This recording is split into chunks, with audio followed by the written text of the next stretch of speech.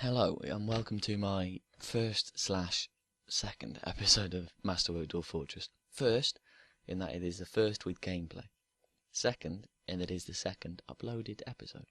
Episode 00, as I've called it on the channel, was more world gen, finding a site and embarking, etc. Now, before this episode, off camera, I played one season. Okay, so it's now just the start of summer.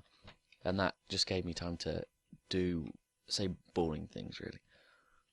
Boring things like setting up stockpiles, setting up a carpentry workshop, farmer's workshop, and fishery. The three basic things that I'm going to need: food and alcohol production. And then, well, you know, crafts and, well, everything can be made out of wood, really, can't it? So what I did do, I built a wooden trainer next, because I embarked with absolutely the bare minimum, I remember. And I've chopped down many trees. I've decided, because I did have a look around, that my fort, the entrance, that's going to be, well, okay, that designation is going to be a wall. Around sort of that designation is going to be another wall. And then there's going to be a bridge over this stream. Now this really just means that my fort is a lot more defensible. Obviously I'll remove all the ramps. It just means that instead of having 4 or 5 entrances to take care of, I only have 1 or 2 maybe if I have another entrance. I'll start the ball. I'll start the ball rolling just while I'm talking, so that things get done. But I don't really like to have a military-based defense. I mean, there are a few. I mean, I do like the idea of archers perched on the top of walls and sniping down, etc. But I usually use traps and dwarfity. Now by dwarfity, what I mean is magma. I mean lots of magma, lava, cave-ins. I mean things which you'd associate with Dwarf Fortress fun. I suppose that's what I mean. I prefer the I do actually take quite enjoyment out of burning goblins with molten rock, which is strange, isn't it, for a Dwarf Fortress player? Sarcasm, obviously, but I prefer that to just stabbing someone with a spear. Now I will have a standing military, obviously. Now I have added the Valorous Super to the excavated whales as a military commander, and so that was a requested name. And he's a proficient swordsman. He's our our legion recruit. So his leadership and his armor use and his swordsmanship, those skills will be raised a lot easier. Now I did explain the guild system very briefly in the first episode, I think, but that's the base of it. So he'll be a better fighter than everyone else, basically. If you do want to rename the excavated whales, which I mean you can if you want, if you leave a comment under the video, leave a comment and I'll change it. I personally don't really change things that often. The names of things I don't change in the game. I let it. It's sort of a tradition, the randomly generated names. But once it's been generated, I've had a little bit of a look at it. You're free to change it. You're welcome. So that's our military sorted out. Now I have many evil things on this map. Well, there's a ruby golem, which is deceased to start off with. There's also a fire maiden, and bobcats and carp. Carp are very dangerous because I have a fisherman. But this fire maiden, I do want to check her out. So if we zoom in on the creature. Now she's in the magma. She's in the magma in the volcano. So as long as we don't go near there for a while, because we will need to for our industries. As long as we don't go near there for a while, we should be okay. I do want to read up about her though. I think she's new to Masterwork actually. A fire maiden is a lithe, agile creature with ruddy skin and flowing red hair. Her bright, flashing, sanguine eyes are filled with burning rage as she dances about in a ceaseless blur of motion. Beautiful in a charming manner, there is an obvious, if subtle, madness about the maiden that undermines the deceptively sweet, childlike nature. That is a wonderful description, isn't it? Meph is a wonderful person. That is an absolutely wonderful description. Very poetic, actually. She has a broad body, her hair is extremely long, she has deeply recessed round chin. Her narrow short nose is hooked, her red eyes are protruding, her hair is raw umber, her skin is brown. And that's again what I like about Dwarf Fortress, that the depth that the descriptions go into. It just, I don't know, it appeals to it appeals to me. I'm not sure why. Bobcats, let's have a look. Not too exotic, not exotic at all actually. But there is a ruby golem, which is dead somewhere on the map. And I guess, oh whoops. Oh, where am I going? I guess that the ruby golem will be in the caverns. I guess this. I'm not quite sure because, again, I mean, golems are new with Masterwork, and I would have brought one along just to see what it does, but they cost too much for Embark. You could only do it with cheating. We'll build some more buckets actually while I'm talking to put the milk in. We'll see. Right, I'll show you this. So in the kitchen, obviously you can see all your ingredients and all your food, but the beetle honeydew can be cooked at the moment. And there's no brewing. Actually, I don't think there's any brewing thing yet, just because I haven't got a brewery, but I could be wrong, because I'm more than sure that you can brew beetle honeydew into mead. Oh, I think that's absolutely brilliant. And with the booze belly goat milk, you can turn that into cheese, alcoholic cheese, which is even better than normal cheese, of course. And that stock screen, I'll show you again. The stock screen will become more precise as we get a record keeper, obviously, but again, I'm only doing the basics for now.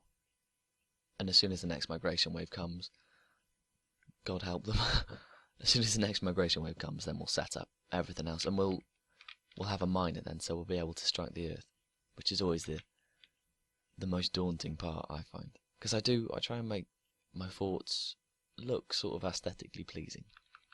So, I mean, once you've made a mistake digging out, you can't replace it, can you? And that's what scares me about it.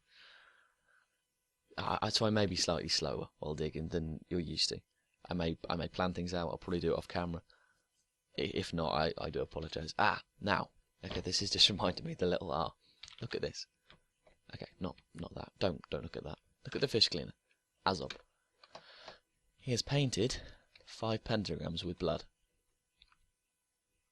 Now you may think this is normal behaviour for a dwarf, because, well, they're very strange little creatures, but in fact this comes along with Masterwork. This is a feature of Masterwork.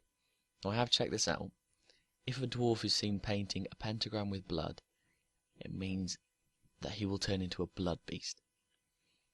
Okay, and I've never had a blood beast in my fort before, but it does sound fun. I do mean fun as in all my dwarves getting ripped to shreds fun, but I also mean fun as in enjoyable, because it's a novelty, isn't it?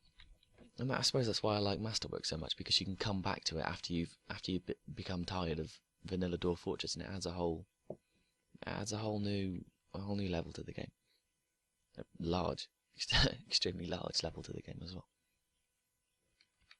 I will leave a link to the Masterwork download in the description. I will also leave a link to a YouTuber who I would like you to check out, called Avak. Now he's Welsh, he has a wonderful voice, but the reason I want you to check him out is if you don't quite think that Masterwork is okay for you, migrants. I'll move that on in a second. If you think there's too many things going on in Masterwork for you, then play Vanilla Dwarf Fortress. And by play the Vanilla Dwarf Fortress, you need to learn how to play Vanilla Dwarf Fortress. So either watch Captain Duke's videos, like I mentioned in the first episode, or for slightly more entertaining watch, but also still getting information, gleaning information, learning, watch Avak. I will leave a link in the description. And it is, so as I say, he plays Vanilla Dwarf Fortress. So if you feel like there's too much going on here, too many blood beasts for you, then go check him out. Now the migrants have arrived, so I'll let them enter my map, and then I'll switch over to a utility called Dwarf Therapist. And this utility is used instead of this. It's used for managing the labours on your dwarves. I mean, even this is an updated interface from the vanilla game. This is a DF hack interface, but the vanilla one was just amazingly obtuse. I honestly couldn't use it. So I'm going to switch over to Dwarf Therapist, now. Let it go for a bit. Okay, switch over to it now. I have many tabs open. Oh, okay, I need to exit it.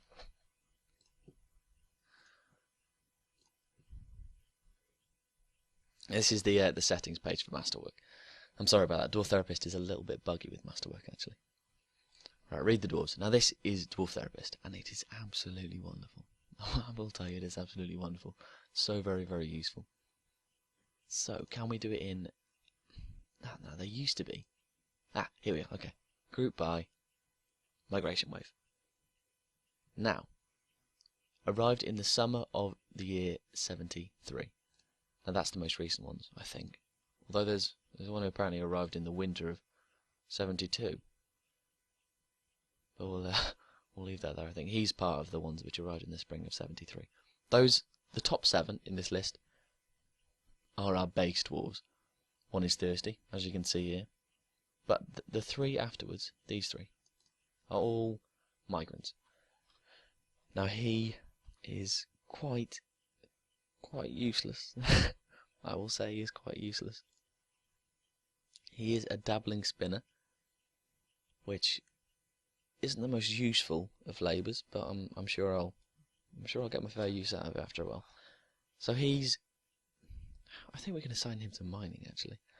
I think we will assign him to mining, or something menial, something like that. Anyway, we'll sort that out in a second. Now we also have a child. I think that means child. Yes. Okay, so that little icon means he's a child. So I mean, really, the bottom 2 are quite useless, I'd say. But we have a new farm worker. Now he is skilled. It is a he. No, it's a she. Sorry, it is a she. She is skilled in butchery, cooking, and farming in fields. Now we'll disable the farming in fields by just clicking on it and commit the changes. But the cooking and butchery could become very useful. We'll also disable butchery for a second. Now the cooking. So he is going to be a chef. Now, there may well have been a suggested name for a chef. I don't know. But after this video, I'll check the suggested names out and see if anything matches up. I'm not sure if you can change the profession. Okay, so you can't change his profession quite yet, but it will come around. Hopefully, I'm sure. Actually, I want to check out our fish cleaner. I want to see if anything on here tells us anything about his blood beast nature. What about a caste? Okay, so he's in the secret caste, which I assume means that there is fun to be had. I've never had a blood beast. This intrigues me to no end. I'll group them again by migration wave. Now I wonder when he'll turn into a blood beast. After this video I will check it out and I will give you an update, but for now we'll just have to play and see what happens. Okay, so we know from the migration wave we got a chef, well, a dwarfy chef. So we'll build a kitchen to start off with, not a wood oven. see how many new buildings there are for Masterwork. It's incredible, really. Now what have I done? I clicked the wrong thing, I think, actually. Build workshops. Okay, here we are. Kitchen, Z. I will have to go quite slowly when I'm designating buildings, because there are so many new things from Masterwork. It just takes me an age to find everything. So we now have 99 wood logs, which is very nice. So we'll build a kitchen. We could also build a distillery, could we not? We could. Now there is an upgraded version of the distillery. It's the brewery, if you can see in the agricultural area section. Capital B. And we will upgrade to that later, but just for a second, because I think you need blocks and barrels and other things for that. So just for now, we will have a simple distillery. We should also, while we're at it, just quickly, I'll use the DF hack interface for this. Quickly, we should enable him to mine. And then, as a result of that, start digging. Now this is the wonderful part of Dwarf Fortress. I think we'll dig Now what I like to do is to make everything very, very pretty. Now that does seem strange in the world of Dwarf Fortress, where everything seems to be very obtuse and very hard on the very hard on the eye. But with graphical tile sets, obviously you can make anything look nice. So I think what we'll do, we'll have an entrance like that. It looks very smooth. Okay. Now this is what I'll do a lot. I'm going to undesignate all of that because I'm not happy with it, which may surprise you. First, so I would like a 3x3 entrance there, going. Now what I want is a 3x3 entrance going that way. I'll see if I can do an arrow. Sort of, is that an arrow? Does that count as an arrow? Okay, we'll do a 3 wide corridor going that way. And so to lead into that, we kind of want a sloping. See, now that's not like that. I think that's okay.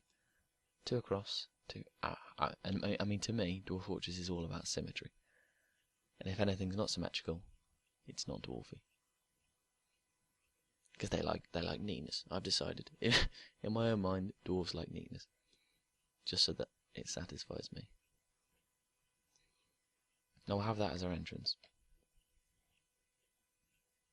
He should start mining. Okay, he's not going to start mining. Did we bring along a pick? No, I really hope we brought along a pick. Wouldn't that be fun if we didn't? Even if we haven't, I'll leave that designated, because nothing's gonna happen anyway. And then once I've mined out that, we will sort of from there to maybe they have a meeting hall or some sort of zone where we can. I don't know whether there'll be a trade depot and things. Right now the video is approaching. Well, however, wait, what's this? Sorry. What's this thing?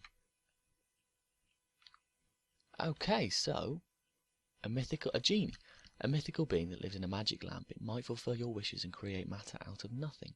Make sure that it has access to a nest box to leave the gifts. Now this is another Masterwork edition. You see, there's just so numerous. There's so many. Now a genie, I've read up about this because I was very intrigued. A genie, if you assign a nest box to it, very much like a bird, instead of laying eggs, it will lay sometimes metal bars and gems. This is very, very cool, and he must have been brought along in the migration wave. Also, speaking of migration wave, the top 2 will have been brought along in the migration wave. The genie and the female boulder crab. I'm not quite sure what boulder crabs are useful for. I think they leave a fluxstone. I think their shell is a fluxstone. So if you butcher it, part of it will be a fluxstone, which is also quite interesting. It'd be quite nice to have a sort of animal-dependent fort as opposed to plants. Although I do want to check out the 2 steel oak acorns at some point. Not now, but at some point. Right, we'll resume it. Oh, sorry. I was ending the episode, wasn't it? Yeah, so I'll bring this episode to an end now. It's sort of long enough. And what I've done now, sort of cutting out the first season, I might do occasionally if nothing interesting happens. Because I mean, no one really likes watching someone just designate things. And if this does happen, if a whole 3 seasons nothing happens apart from maybe 3 events, I'll edit down to those 3 events. I'll record everything, I'll edit down to those 3 events just to keep you updated. Or actually this is a better idea. If you leave in the comments what you'd prefer to see, either edited down to the interesting bits if nothing interesting happens, or just the whole of the fortress. I think I would prefer to do the whole of the fortress actually, because I mean it gets you guys more attached to it. I like watching let's plays where nothing is cut out. But just leave in the comment what you'd like to see. So we'll be uploading maybe every 1 or 2 days, because I do have a lot of things on, and so it's quite a leisurely pace. You can complain and moan to me as much as you like, it won't change. I have college to attend and I have many college related things to do and many hobbies also, so time I haven't got an abundance of time. Yeah, so the episodes will be uploaded quite regularly, but not quickly. So there will never be 4 in a day, and there will never be 4 days without one. It will just be in between, a middling sort of ground. Now, thank you very much for watching. Please like and subscribe. It does help me, and it also helps Tarn and Zach Adams. It really does, because if we have a larger player base playing Dwarf Fortress, then they get more donations, make more money. I mean, can code Dwarf Fortress better. I mean, maybe money is their motivation. I very much doubt it, but maybe money is their motivation. So, on that off chance, please donate to Bay 12 Games and like and subscribe this video. See how I did that? It was very, very clever. Leave a comment if you want me to change anything. Well, you know what to do. You're not stupid. So thank you very much for watching, and I'll see you later.